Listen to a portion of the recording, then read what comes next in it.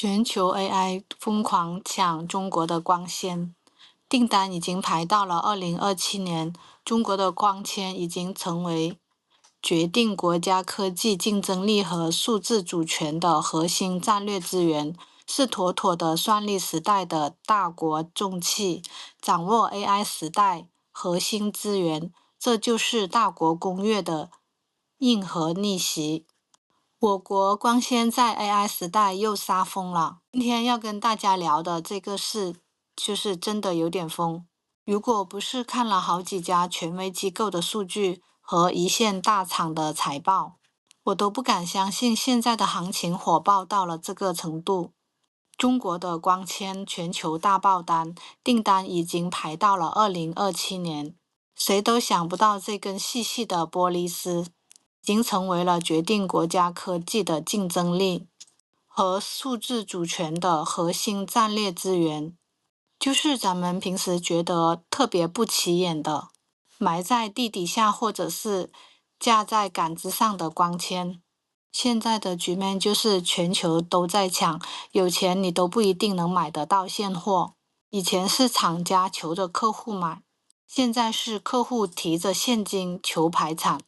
现在的产线那是真的人歇机不歇，24小时连轴转。有的海外客户为了能锁定产能，直接把预付款打过来，就为了占个坑。有些特定型号的光纤价格1年内翻了好几倍，就这可能会供不应求。很多人可能会纳闷，光纤这个东西不就是早就普及了吗？怎么就突然成了全球的爆单呢？这背后的推手就是现在火到不行的人工智能 AI。咱们可能就觉得 AI 就是聊聊天、画画图，但是在后台那是海量数据在疯狂的奔跑。大家想象一下，未来的 AI 数据中心就像一个巨大的大脑，这里面有成千上万颗最顶级的 GPU 芯片，它们就是大脑的神经元，在进行无比复杂的计算。但是光有神经元不行啊，神经元之间得传递信号，得协同工作。如果连接它们的通道太窄太慢，那芯片算得再快也没有用，数据也都被堵在路上了。然而光纤就是这个超级大脑里面的神经网络，光纤是数据的高速公路。以前咱们用云计算对光纤的需求还算温和，现在到了 AI 时代，那个数据传输密度是指数级的增长的。有专业的人士估算过，一个 AI 的服务器机架用到的光纤量，大概是传统 CPU 服务器机架的36倍。这就是一场光纤需求的海啸。像美国的科技巨头 Meta， 为了建 AI 数据中心，直接甩出$60亿的大订单，锁定了康宁的产能。英伟达也在满世界的找光纤，全球的资本都在往这个领域涌，因为大家看明白了，没有光纤，所谓的 AI 时代就是空中楼阁。而在这一轮全球 AI 基建的大浪潮里，咱们中国光纤企业那可真是杀疯了。咱们不搞虚的，拿数据说话。全球光纤产能，咱们中国占了60%以上。全球10大光纤企业，中国占了4席。光纤4杰，长飞亨通，中天烽火。这几个名字在国际的市场上那是响当当的。现在的情况是，全球都在等着中国的工厂出货。这个要是放在几十年前，谁敢想？在50多年前，咱们国家第一根实用光纤诞生的时候，那是赵子升院士带着团队在条件简陋的实验室里，冒着生命危险，用土办法一点点的拉出来的。那时候中国什么都缺，技术被封锁，设备靠自己造。从一无所有到占据全球的半壁江山，这条路走了半个世纪。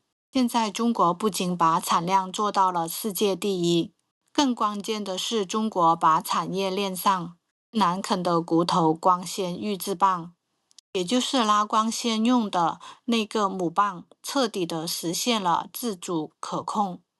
以前扩产周期特别的长，是卡脖子的环节。现在中国自己能造了，这就有了底气。这次的中国大爆单绝对不是在卖低端货，中国现在的技术是在引领世界潮流的。我跟大家讲一个特别牛的技术细节，中国现在用的光纤，光在玻璃芯里面跑。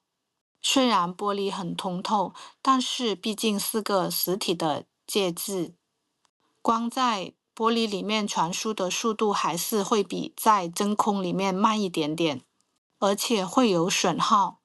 对于我们刷剧可能是没有感觉，但是对于争分夺秒的 AI 集群和高频的交易来说，这慢的一点点就是致命的。所以现在的技术制高点就是空心光纤。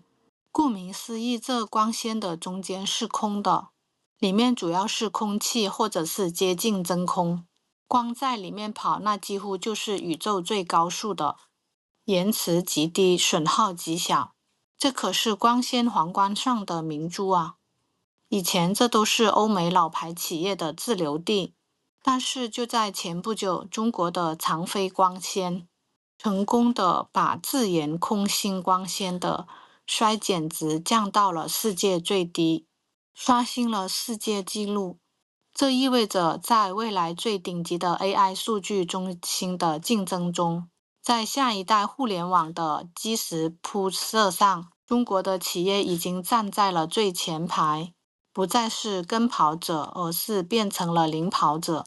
中国的战略眼光也是非常长远的，像东数西算这样的大工程，要把东部的数据传到西部去计算，这中间几千公里的路程靠的就是这些高性能、超级损耗的国产光纤铺出来的信息大动脉。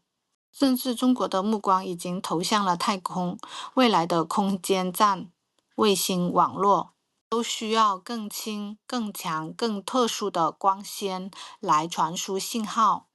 中国的光伏产业进了太空，光纤技术也一样在往星辰大海进军。